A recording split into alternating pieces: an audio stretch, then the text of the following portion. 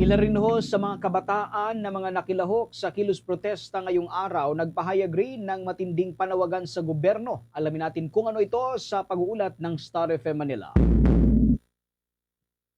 Nagpahayag ng panawagan ang mga kabataan na nakiisa sa kilos protesta ngayong araw, February 25, sa ugnay ng komemorasyon ng ika-40 taon na anibersaryo ng EDSA People Power Revolution. Kabilang sa mga grupong ito ang Alakbayan Party List, Kabataan Party List, Sining Lila at marami pang iba. Ikaw ng mga kabataan na dapat ay managot na ang lahat ng sangkot sa mga katiwalian at makulong na ang mga kurakot sa gobyerno. Isa pa sa mariing ipinagsisigawan ng mga ito na protector umano ng mga kurap ang Philippine National Police o PNP.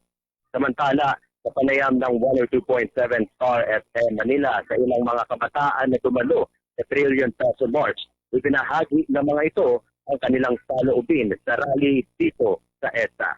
Pakinggan natin ang kanilang mga pahayag. Kailangan po namin as new generation, nalalaman po namin na kung ano po yung mga nangyari before. Nagkaroon po tayo ng freedom from the harsh environment before. Sa mga ganitong collective event po, kailangan po namin maging aware din kasi sa mga nangyayari.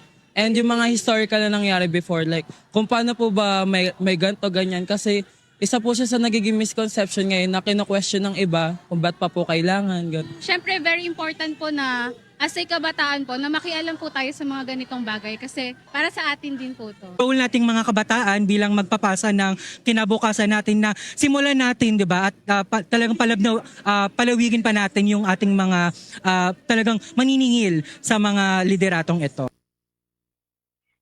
Mamayang alas 7 ng gabi ay bubuksan na nga ang inaabangan naman na free concert sa Eaton Centris po yan sa Quezon City na magkakaroon ng performances mula sa mga artists kagaya na lamang ng bandang Pen and Pen. Dr. Maraming salamat.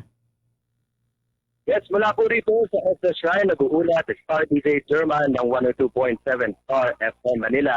And this is Pumpo Radio Philippines, the #1 and most trusted source of news and information. Basta Radio Pumpo.